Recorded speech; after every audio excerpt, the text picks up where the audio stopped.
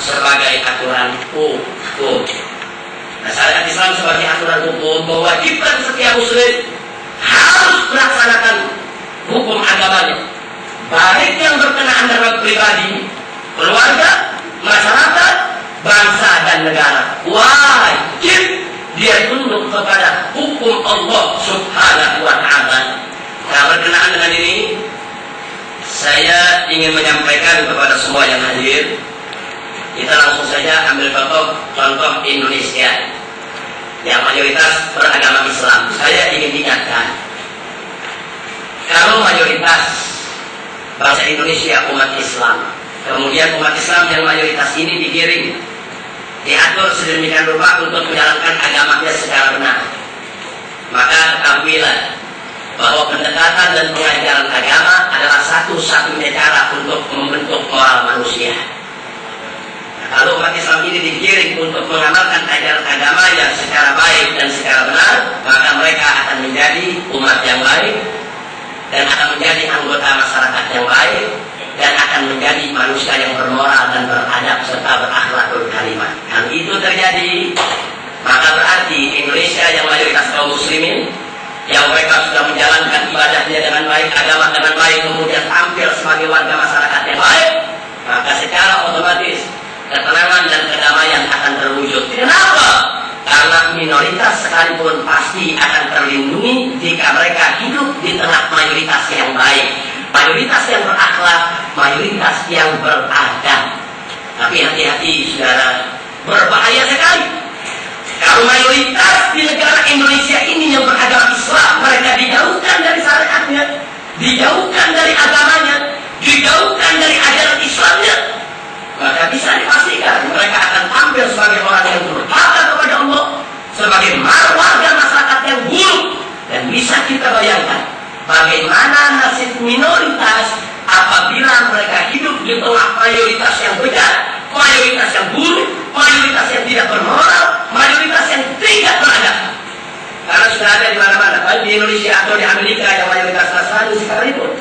Kalau mayoritas Nasrani di Amerika bermoral, beradab, maka minoritas akan terjaga, terpelihara, aman. Tapi kalau mayoritas Nasrani yang ada di Amerika mereka bermoral, bejat, buruk, maka minoritas tidak akan pernah aman, sudah. Mereka akan terancam, mereka dianiaya. Salah. Di Indonesia juga seperti itu. Kalau umat Islam di Indonesia sebagai mayoritas mereka bermoral bejat, tidak beradab, tidak berakhlakul karimah, kasihan nasib minoritas.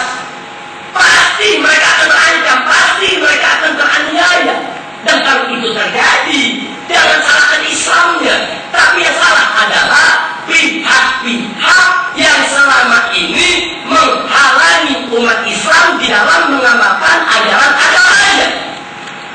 Maka itu di sini saya mau sampaikan kenapa saya dan kawan-kawan dari berbagai gerakan Islam begitu betul memperjuangkan penerapan syariat Islam di Indonesia. Tidak benar fitnah yang mengatakan untuk menekan minoritas, untuk mengintimidasi, untuk bersikap diskriminasi, itu semua fitnah. Kami berjuang mati-matian untuk penerapan syariat Islam, bukan untuk orang non-Islam, tapi hanya untuk umat Islam. Kenapa? Karena kami punya keyakinan kalau umat kami, saudara kami kaum muslimin, mereka jauh dari syariat, mereka tidak akan bermoral, mereka tidak akan beradab, mereka tidak akan berakhlakul karimah, maka maaf, kasihan nasib minoritas saudara. Siapa yang melindungi mereka? Mereka akan terancam, mereka akan diganggu, mereka akan dianiaya. Tapi kami punya keyakinan kalau kami berhasil mengajak mereka untuk menerapkan agama Islam, menjalankan ajaran agamanya secara baik, mereka akan tampil sebagai muslim yang baik, yang bermoral, yang beradab, yang berakhlakul karimah. Maka ajaran-ajaran yang sudah kita baca tadi tentang akhlak Islam itu akan bisa terrealisasi, itu akan bisa dilaksanakan dalam kehidupan sehari-hari. Tidak ada umat-umat non-Islam yang diganggu, tidak boleh ada dianiaya, tidak boleh ada dicaci maki. Jadi sekali lagi tidak benar fitnah yang mengatakan perjuangan kami dalam menerapkan syariat Islam ingin mengebiri hak beragama orang Islam. Itu semua fitnah. Kami akan tetap berkewajiban untuk menghargai dan menghormati agama dan keyakinan mereka. Kami tetap berkewajiban untuk ikut menjaga keselamatan daripada hidup mereka, harta mereka, kebebasan mereka. Karena demikianlah ajaran Islam yang yang sesungguhnya.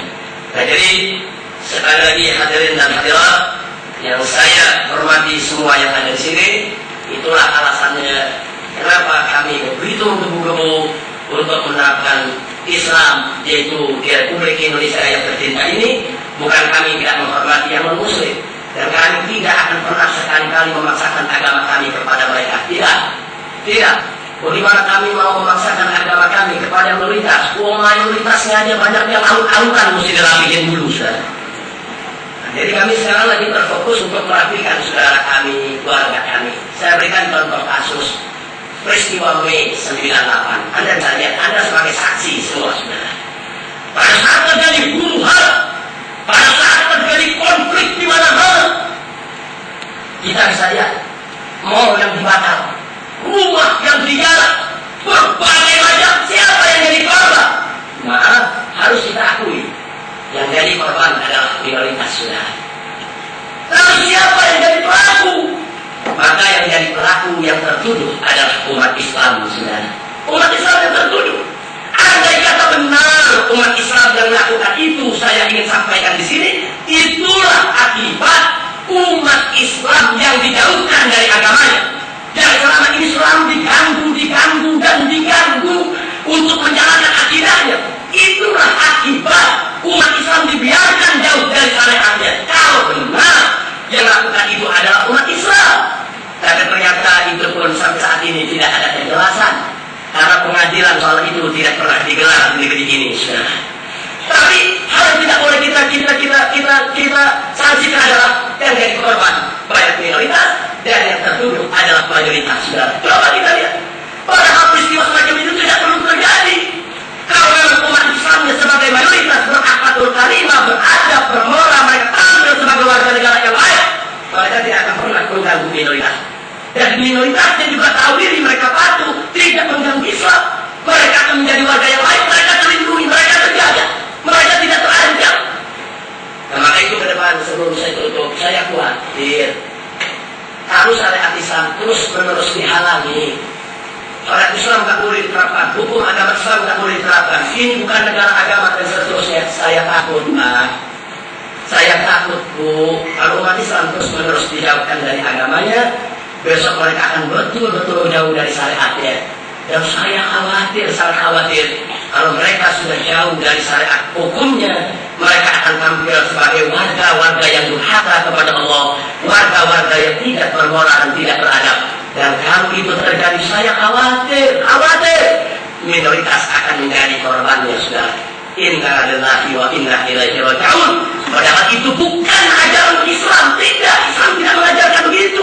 Islam tidak mengajarkan untuk mengganggu orang lain, apalagi sampai mencelakakan jiwa mereka. Tidak.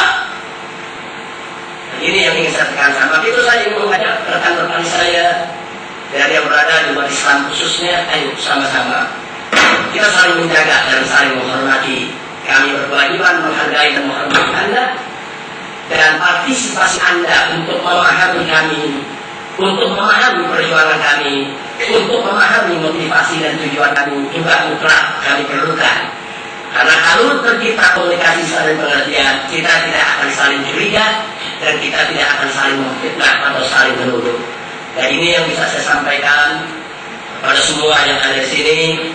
Akhirnya saya mohon maaf atas segala kekurangan, kekhilafan, atau ada ungkapan-ungkapan yang tidak berkenan, atau ada hal-hal yang terlepas dari mulut saya di luar kontrol sehingga menyakitkan. Tolong dibukakan pintu maaf yang sebesar-besarnya. Dan akhirnya saya ucapkan terima kasih banyak, sekaligus penghargaan dan penghormatan setinggi-tingginya kepada seluruh hadirin dan hadirat yang hadir di tempat ini, baik dari kaum muslimin maupun dari mereka yang berada di luar Islam. Mudah-mudahan pertemuan semacam ini akan mampu membuka komunikasi yang tersumbat di antara kita, dan mampu ke depan membangun dialog-dialog yang lebih sehat, dialog-dialog yang lebih baik.